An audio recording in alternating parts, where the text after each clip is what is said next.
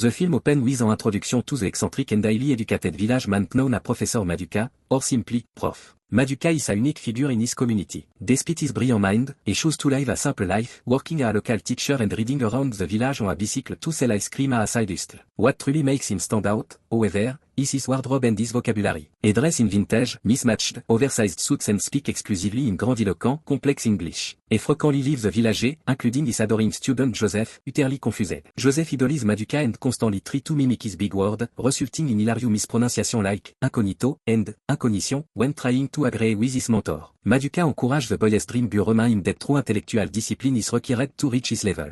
Maduka's peculiar lifestyle is a source of constant frustration for his mother and his sister, Mesoma. They wish he would act his age, dress normally, and find a suitable wife instead of parading around like a village champion. However, there is one person in the village who believes Maduka is the absolute pinnacle of human perfection, a young woman named Agatha. Agatha is said overall in love with Maduka. She bring him gift, cook for him, and clean his compound uninvited. In a desperate attempt to win his heart, she even start dressing in absurd, layer clothing and colorful stocking, claiming it is fashion, meant to match his aesthetic. Maduka, however, find her completely repulsive, et constantly rebuke her advance, demanding she maintain a respectable distance and begging her to stop subjecting him to public ridicule with her buffoonery. The rhythm of the village is disrupted when two beautiful young women from the city, Lucy and her friend Roseline, arrive. Lucy has come to the village to stay with her grandmother so she can experience her route and find a peaceful environment to complete her university thesis. Roseline, on the other hand, is a materialistic and outspoken city girl who complains about the heat, the shore, and the lack of luxury, took she up to explore the village for a good time. Shortly after they arrive, they step outside for some fresh air and run into Maduka, who is passing by on his ice cream bicycle. The moment Maduka lays eyes on Lucy, he is completely captivated, struck by her extraordinary beauty, and momentarily loses his grand vocabulary and stammer.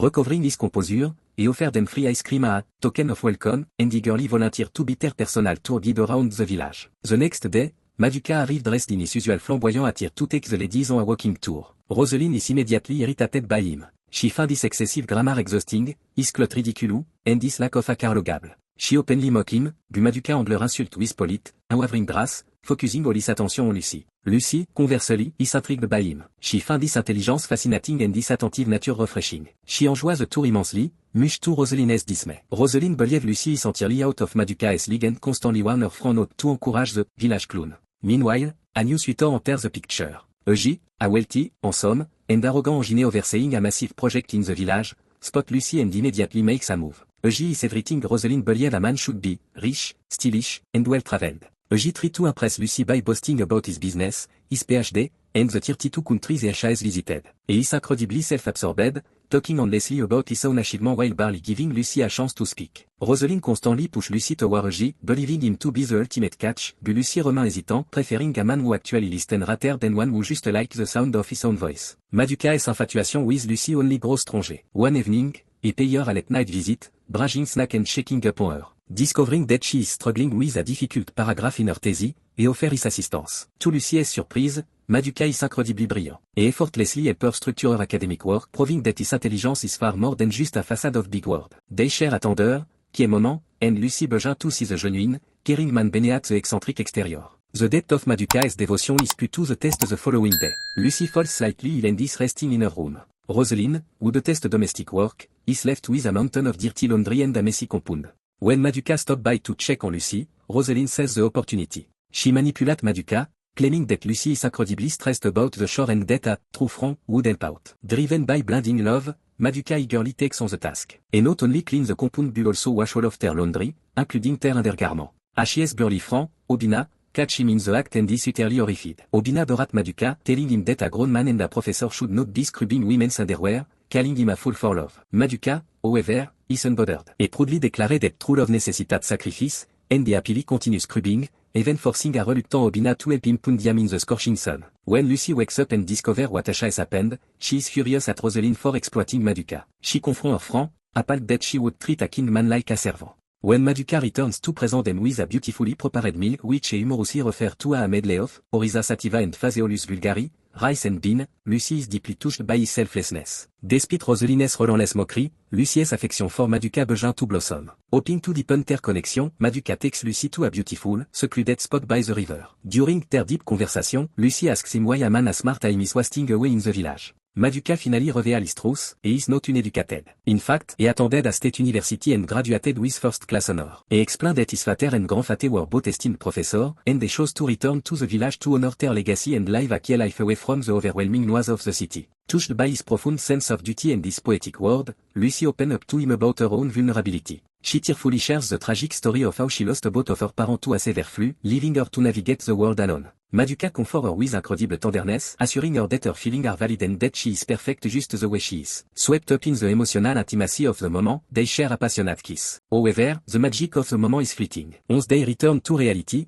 Lucy is hit with a wave of panic and regret. The societal difference, the mocking word of her friend Rosalind, and her own fear cloud her judgment. She convinces herself that a relationship with an eccentric village man is impossible. The next time Maduka comes to visit her, bringing more gift and eagerly offering to help around the house again, Lucy completely shut him down. She coldly tell him that the kiss was a mistake, that she doesn't like him, and that they are entirely out of each other's league. She demands that he leave and never come back. Maduka is left shattered, his heart broken by the sudden and harsh rejection from his precious flower. Back in the village, the collateral damage of Maduka's pursuit of Lucy takes a toll on Agatha. Maduka had previously held a family meeting to announce his intention to marry the city girl, prompting his mother and sister to question his sanity. When Agatha learns of this, she is devastated. She confronts Maduka, crying and begging him to notice her loyalty. In his frustration over his own complicated feeling, Maduka is unnecessarily cruel to Agatha. He look her up and down, telling her that he is an academically accomplished man and would never marry a local village champion like her. Agatha is deeply wounded. Maduka insisted, Mesoma step in to console her friend, advising Agatha to stop degrading herself for a man who doesn't value her and to start focusing on building her own self-worth. Taking this advice to heart, Agatha finally resolved to move on. Meanwhile, Lucy agreed to go on a date with the wealthy engineer, Eugene. However, the date is a disaster.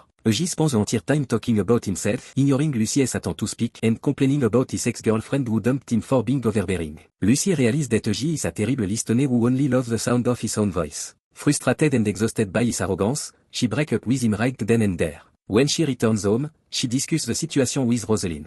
Surprisingly, Rosalind reveals that she actually likes Eugene and his flashy lifestyle. Recognizing that they are better suited for one another, Lucy gives Rosalind her blessing to pursue the engineer. With Eugene out of the picture, Lucy is forced to confront her true feeling. She realizes that she deeply misses Maduka. She misses his intellect, his unwavering kindness, and the way he actually listened to her when she spoke about her parents. She realizes that his vintage cloth and big grammar are just harmless quirk that is a truly wonderful, devoted man. She admits to Rosalind that she has fallen in love with him. Simultaneously, a heartbroken Maduka does some soul searching. He realizes that his harsh treatment of Agatha was uncalled for and tracks her down and offers a sincere, heartfelt apology for his deplorable choice of words and his cruelty. He asks if they can put the past behind them and start over simply as friends. Agatha, having regained her dignity, accepts his apology and agrees to a friendly relationship, showing immense grace. Determined to fix her mistake, Lucy seeks Maduka out at the village school. She apologizes and apologizes for her harsh word, admitting that she was wrong to push him away because of what other people thought. She tells him that she has fallen for him, quirk and however, she also tells him that she is leaving for the city the very next morning at 8 du matin. She implores him to pack his bag and come with her, arguing that there are massive opportunities in the city for a man with a first-class degree and that he no longer needs to hide his potential in the village. She leaves the choice entirely up to him. The next morning, Lucy and Rosalind pack their bag and bid a tearful farewell to Grandma and the village. Just as Lucy begins to lose hope that he will show up, Maduka arrives carrying his luggage. The village erupts in joy. Ashi's mother and sister give him their tearful blessing, proud that he is finally taking a step toward his true destiny. Before leaving, Maduka pulls Agatha aside. He promises her that once he is established and settled in the city, he will return to help her out and elevate her life well.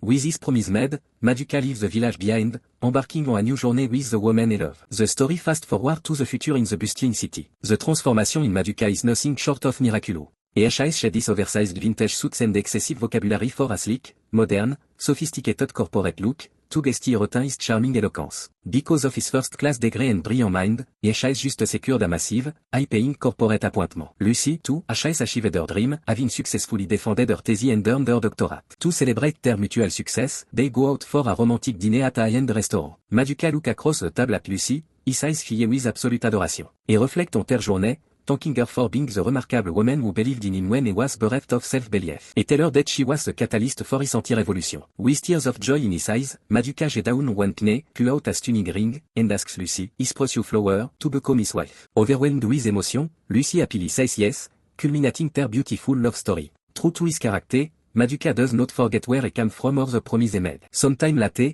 He returns to the village in his new, polished attire. He tracks down Agatha, who is shocked and delighted to see how much her has changed. Maduka tell her that he and his soon-to-be wife, Lucy, have kept their promise. They have arranged a proper, well-paying job for Agatha in the city, ready to set her up for a completely new and prosperous life. Agatha jumped for joy, realizing that her loyalty and eventual self-respect have been rewarded in the best way possible.